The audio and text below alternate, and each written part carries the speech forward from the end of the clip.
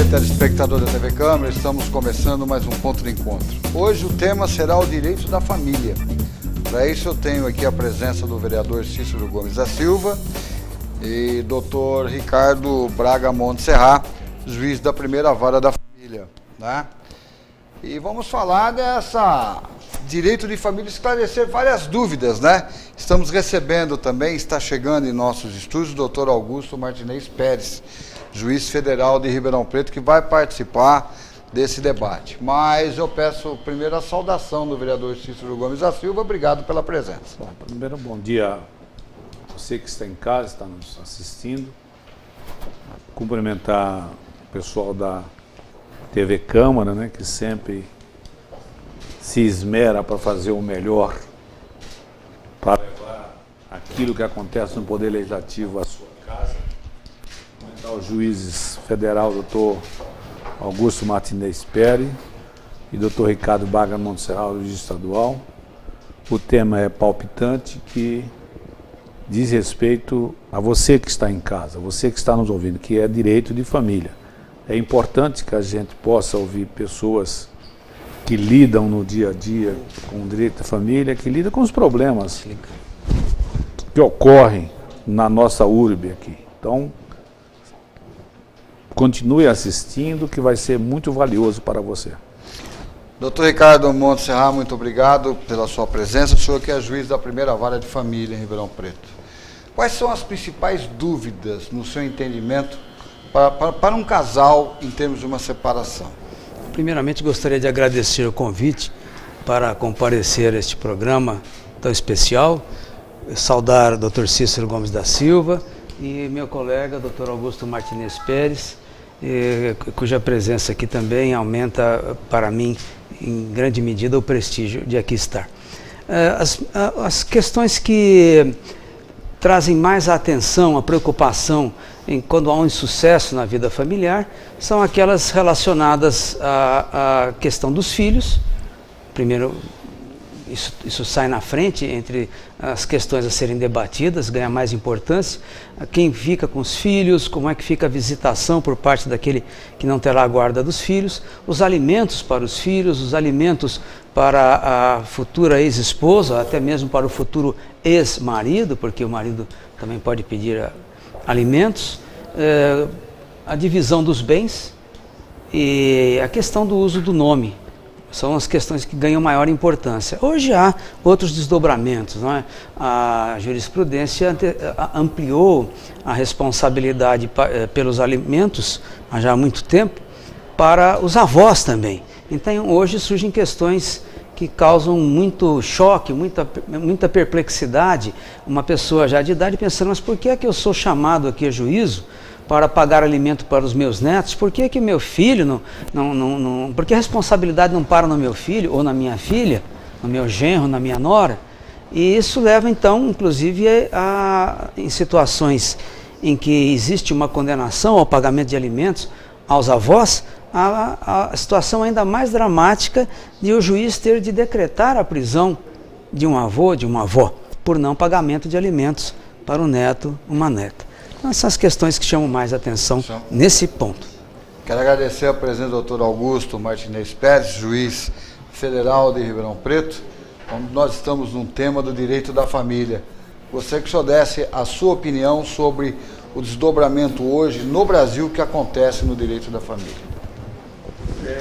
Inicialmente eu quero também agradecer a oportunidade de estar presente neste momento aqui na Câmara Municipal, na TV Câmara, ao lado do vereador Cícero Gomes da Silva, ao lado do meu querido amigo Dr. Ricardo Braga Montserrat. Eu remexo nos arquivos da minha memória a minha atividade como promotor de justiça. E como promotor de justiça, curador de família, dentre outras atividades lá no Fórum da Comarca de Ribeirão Preto. Inclusive ao lado do meu querido amigo Dr. Ricardo Braga Montserrat, numa época em que não havia ainda a especialização de varas aqui em Ribeirão Preto. Ouvindo resposta do Dr. Ricardo, eu também me lembro dos problemas que eu enfrentei como promotor de justiça, como curador de família, e que, ao lado dessas questões de guarda de filhos, de direito de visitação, de alimentos, sobretudo com essa extensão da obrigação de prestação de alimentos aos ascendentes, aos avós, não é? Sobretudo. Mas eu queria dizer que a obrigação de prestar alimentos pelos avós, ela se deve a um fato interessante. Eu hoje sou avô, o Ricardo é um avô em perspectiva, não é? Mas o avô, ele é o pai com açúcar, não é? Então, talvez daí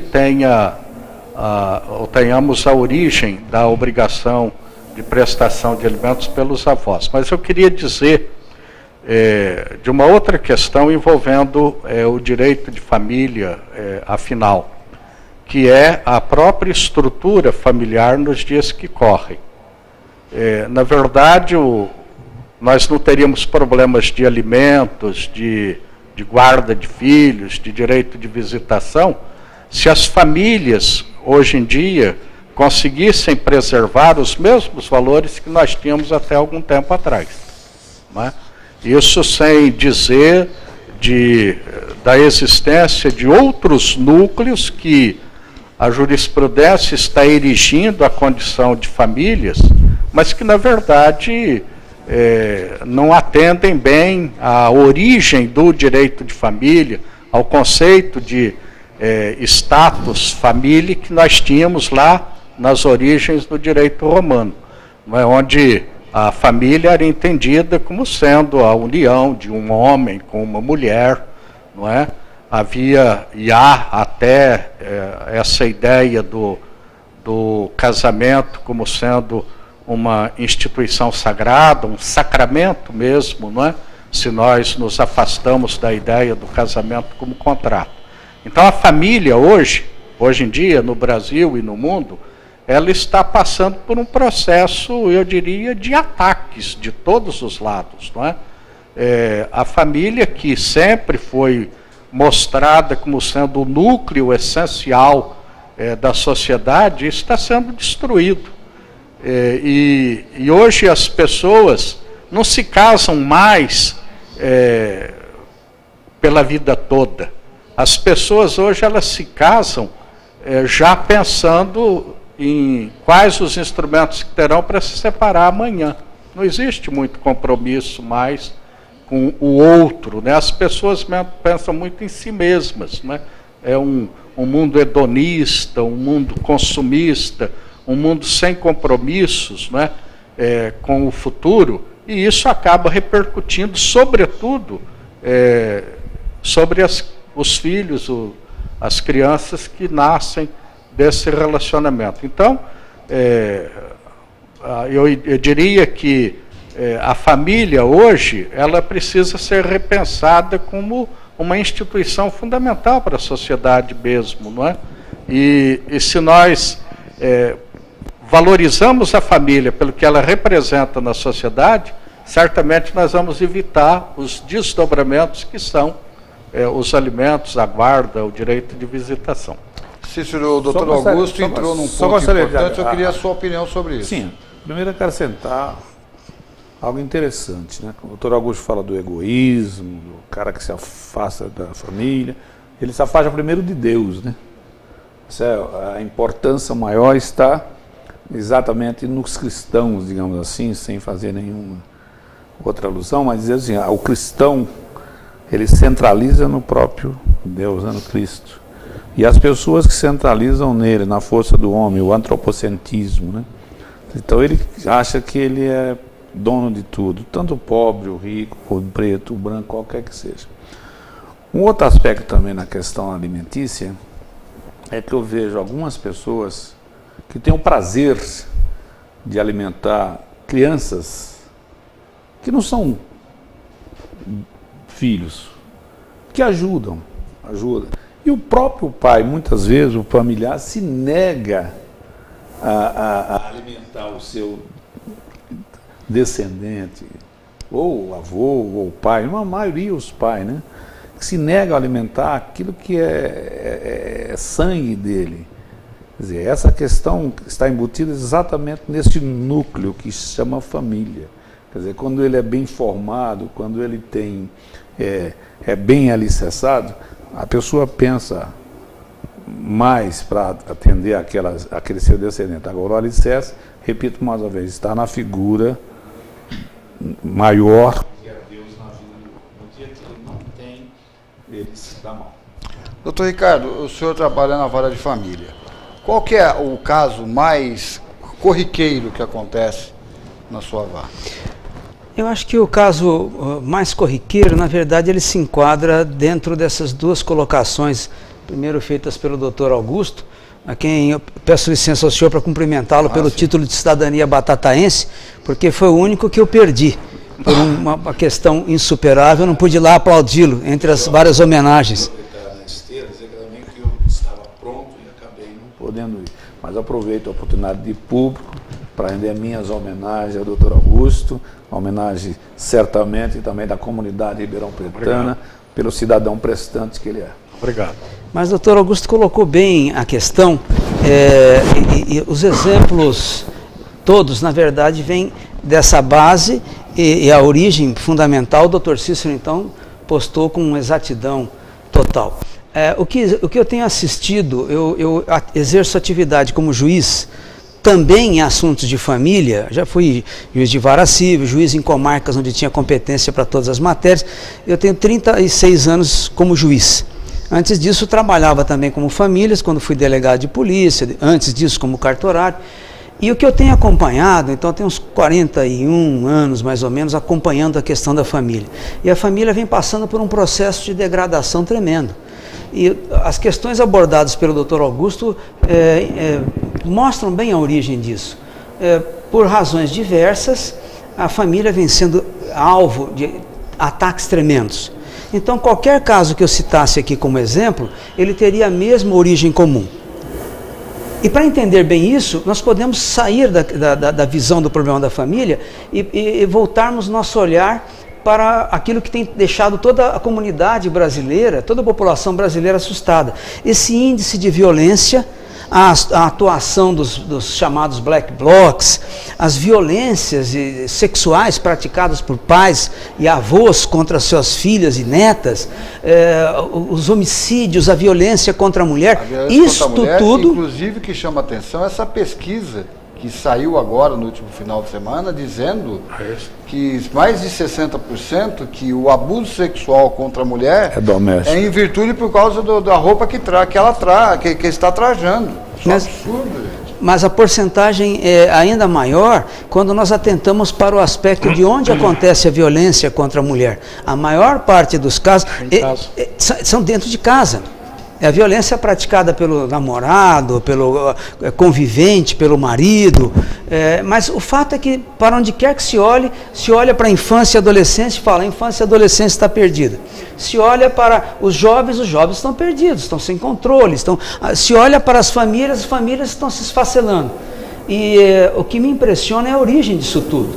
Eu li pesquisas interessantes sobre o tema e seria muito longo detalhar aqui, mas eu posso colocar com tranquilidade na faixa de 80% a 90%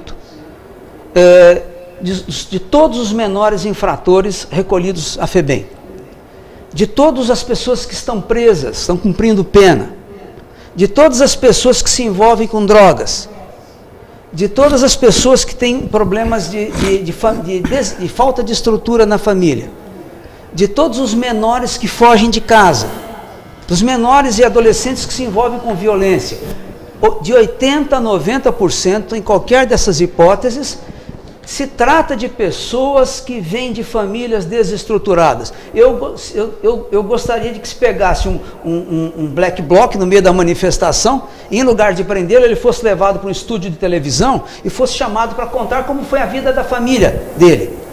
Que tipo de atenção ele recebeu do pai? Que tipo de carinho ele recebeu da mãe? Que tipo de acolhimento? Ou ele era apenas ali um mal necessário? ou ele nasceu por azar de um relacionamento descompromissado entre um rapaz e uma moça.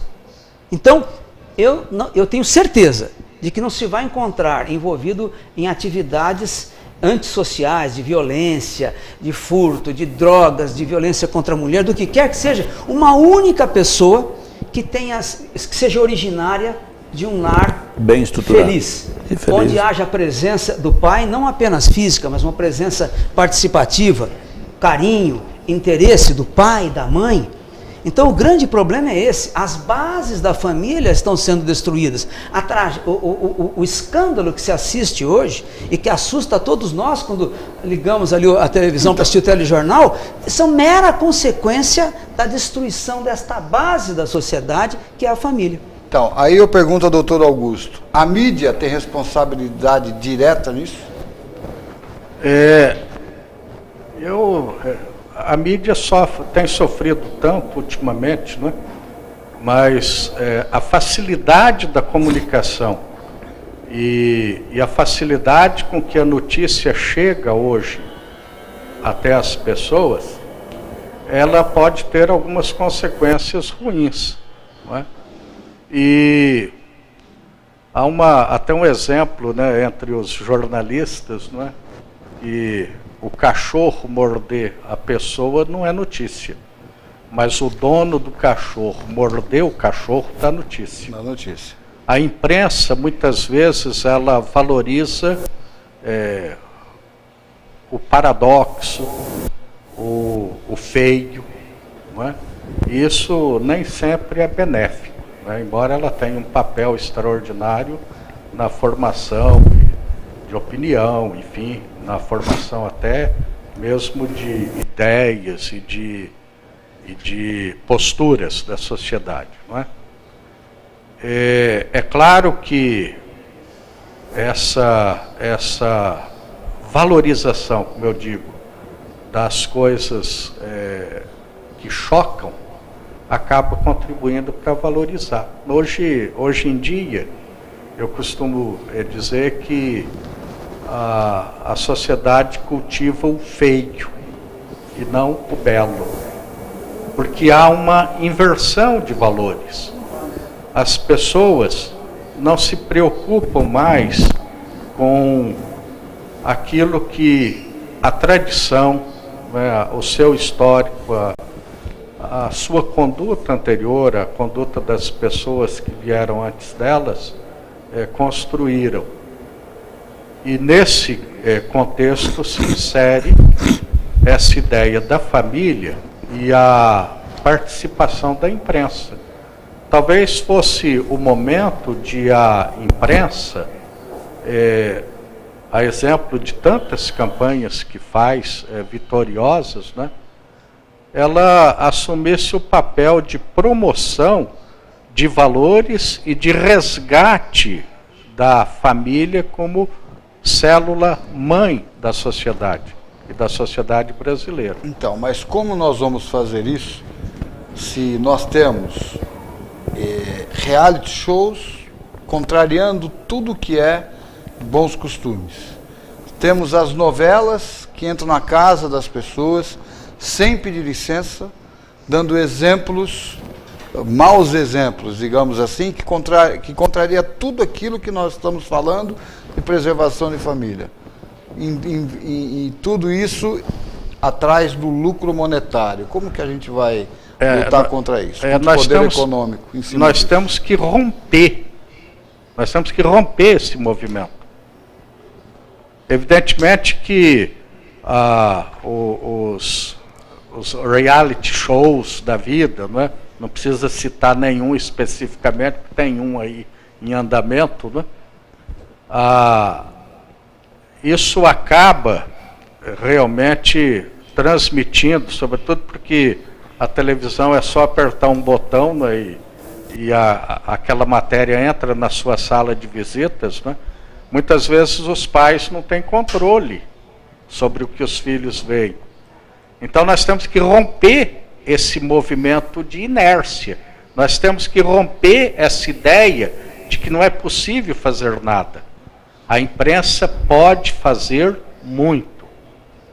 A imprensa tem um alcance e uma penetração extraordinários. Então alguém precisa levantar essa bandeira e dizer que é hora de resgatar valores que a família transmite. E só a família transmite. Nós não podemos transferir para a escola, para as outras instituições organizadas, a obrigação de educar os nossos filhos. Não é isso que o Dr. Ricardo falou, é uma grande verdade, não é? Se você pega um mascarado daquele no meio de uma manifestação e leva para um estúdio como este, e faz uma entrevista para dizer como é que foi a sua história familiar, certamente nós vamos descobrir coisas muito ruins. Porque os pais estão abdicando do seu dever de educar os seus filhos. Cícero, está tendo uma transferência de responsabilidade hoje? A educação sai das casas do cidadão e ele transfere para o Estado e vice-versa? Bom, primeiro, tem dois aspectos a serem analisados. Primeiro, o jovem, o adolescente, a criança e o adulto precisa de referência. Quem é minha referência? Na minha casa, meu pai tem que ser a referência, minha mãe tem que ser a referência. Local que não há uma referência, a coisa anda mal. Isso não precisa ser no núcleo familiar, principalmente. Tem que ter referência. E os pais, muitas vezes, não têm sido essa referência. Quer dizer, a criança fica perdida, ela não tem quem ter como referência. O segundo aspecto que eu acho extremamente importante são os limites. Dentro desse tema, limite. Ninguém põe limite para ninguém. Meu filho pode fazer o que quiser. Então eu crio meu filho como um reizinho dentro da minha casa. Depois eu chego numa determinada idade e digo, olha, eu não posso mais cuidar do meu filho. Quem vai cuidar é a escola que vai educar. A escola, por sua vez, falida, né?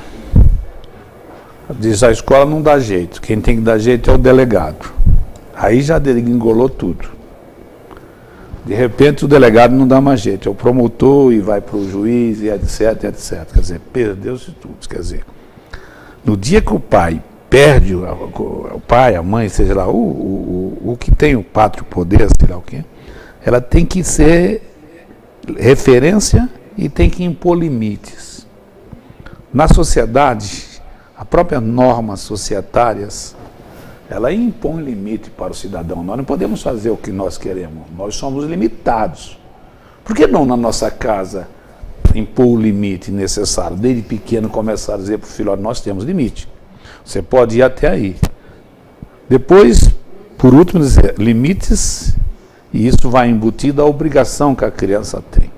Eu começo a criar uma criança, e eu tenho experiência disso, que eu crio filhos que não é nem meu nem da minha mulher, mas que são amados tão quanto mais, que você tem que mostrar para essa criança, desde pequena, a importância que ela tem dentro do lar. O que você faz? O seu pai trabalha, você estuda, o teu trabalho é estudar. Quer dizer, você começa a mostrar obrigações para a criança, para o adolescente. E isso tem faltado. Aí a falta dos pais nesse aspecto, assim, olha, o filho é importante no lar. Você é importante na minha família. Eu tenho um prazer de sentar para tomar um café às 5 horas da tarde, tenho um prazer de almoçar com meus filhos, tenho um prazer de almoçar com a minha mulher, com a minha família. Isso precisa ter importância. O cidadão corre, não dá importância, vamos almoçar? Vamos. Almoçar significa todo mundo junto, é um momento de comunhão. Não é um almoço por si, não é para se fartar daquilo que você precisa, mas é um momento de comunhão, a gente precisa entender isso. Entendendo isso, a coisa vai bem. Quer dizer, em todos os aspectos, um momento de comunhão para que a gente possa conversar com os filhos, conversar com a mulher, enfim, você vai estruturando a tua família, vai dizendo como deve o filho funcionar, como deve acontecer, o que eu posso fazer para melhorar a vida dele, o que eu posso ajudar nos estudos, o que eu posso ajudar na profissão, e assim sucessivamente. Isso é decadente hoje no país. O doutor Ricardo Monserrat,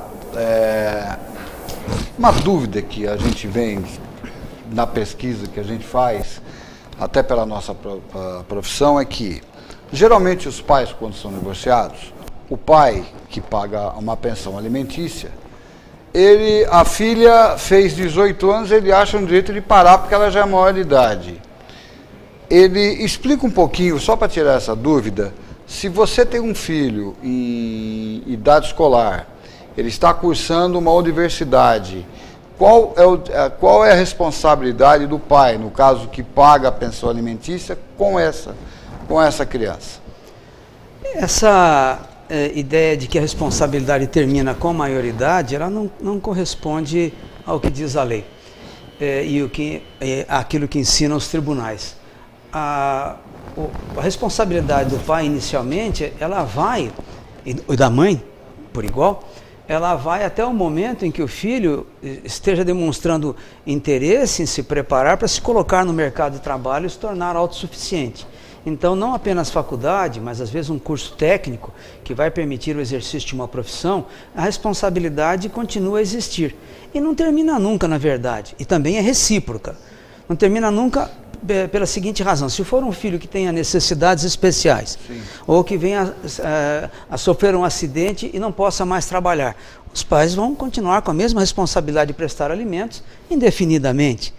E eu disse que é recíproca porque tão logo os filhos se tornem autossuficientes e comecem a trabalhar, se um dos pais se tornar necessitado, o filho imediatamente passa a ter a obrigação de cuidar, de zelar pelo sustento dos pais também. Mas esse não é o principal problema. Até porque essas necessidades não aconteceriam, a necessidade de buscar o poder judiciário não aconteceria se as famílias estivessem afetivamente bem estruturadas. Porque o pai tomaria a iniciativa, como aquele pai na China, isso foi muito pouco divulgado, o doutor Augusto tem plena razão, e também concordo com ele, eu sei que é difícil, concordo também com a sua colocação, é difícil para a mídia iniciar alguma coisa, mas eu sempre lembro da lição do meu pai. Quando ele propunha alguma coisa, como rotariano, vamos fazer isso, fazer aquilo, ele costumava ouvir: mas o Montserrat, ô Paulo, isso é muito difícil. E ele respondia: fácil é não fazer nada. Então é preciso começar um movimento pelas coisas boas, pelas coisas positivas, pelas coisas que vão mudar a sociedade para o bem. Porque para mudar a sociedade para o mal, já existe um contingente enorme de pessoas trabalhando, inclusive com projetos de lei no Congresso, verdadeiramente abomináveis, medonhos. Acabar com a TV Justiça, olha que absurdo. Daqui a pouco vão acabar com a TV Câmara, com a TV... Enfim, é uma forma de terminar com a liberdade de divulgação, de expressão e de liberdade de acesso à informação por parte de nós, a população. Nós temos direito à informação. Como acabar? Você sabe o que falta? Publicidade de direito para o cidadão. E quando você tem uma TV Justiça, que você vê debates interessantíssimos, principalmente por parte do Supremo Tribunal Federal, que acrescenta para o cidadão que está assistindo, aí querem acabar com isso, é um negócio terrível, né, doutor? O direito de informação é um direito sagrado, não é? As pessoas têm, sobretudo em relação ao serviço público, não é? O servidor público tem a obrigação de prestar contas, de dizer ao povo o que ele está fazendo, não é? Sobretudo porque é o povo que paga o seu salário. Então, essas tentativas de amordaçar a imprensa, de negar acesso, são tentativas que não correspondem aos ideais de liberdade que a gente sonha, não é? E é interessante, né, eu retomo a questão da família, é interessante como se nós tivéssemos esse talento para despertar consciências e iniciar uma campanha pela revalorização da família, nós certamente evitaríamos muitos problemas que hoje nós enfrentamos. E é muito bom ouvir essas ideias do Dr. Cícero, do Dr. Ricardo, né, quando eles falam da importância de Deus no núcleo familiar, a importância de valores, não é, como esses que o o Ricardo lembra do querido coronel Paulo Montserrat, né, a importância de fazermos alguma coisa, apesar da convicção, da ideia generalizada de que é sempre muito difícil você enfrentar a maré montante das coisas ruins, não é? E a importância dessas reuniões que o Dr. Cícero lembrou.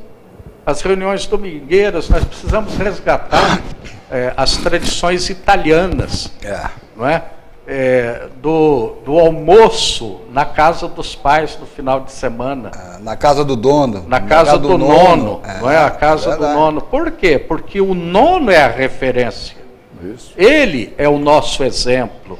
Ele é o tronco comum de onde nós viemos. E por isso a importância de nós nos sentarmos e ouvirmos as suas experiências de vida. Porque o que importa não é a macarronada, o frango que se deglute naquele momento.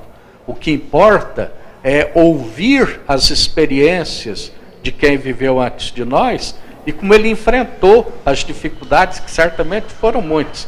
E com isso, nós promovemos o fortalecimento da família e, por via de consequência, o fortalecimento da sociedade.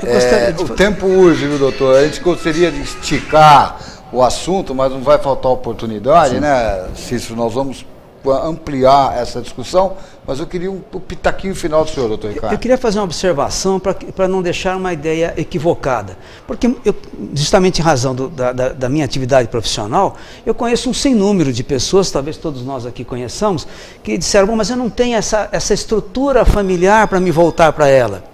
Mas eu digo sempre com frequência, uma vez peguei uma reclamação na minha frente de uma mãe de que o pai espancava o filho nos dias de visita. E eu perguntei, mas por que o senhor faz isso? Ele parou, pensou um pouquinho e falou, meu pai sempre me bateu. Aliás, espancou, foi a expressão que ele usou. Eu falei, sim, mas o senhor precisa ter a habilidade de dizer, aqui termina em mim a tragédia. Eu não vou espancar, como meu pai me espancou, eu vou espancar meu filho vai espancar o meu neto, e vai continuar. Não, eu vou terminar aqui. Eu preciso ser capaz de estabelecer, aqui comigo, com a minha pessoa, vai haver um novo começo.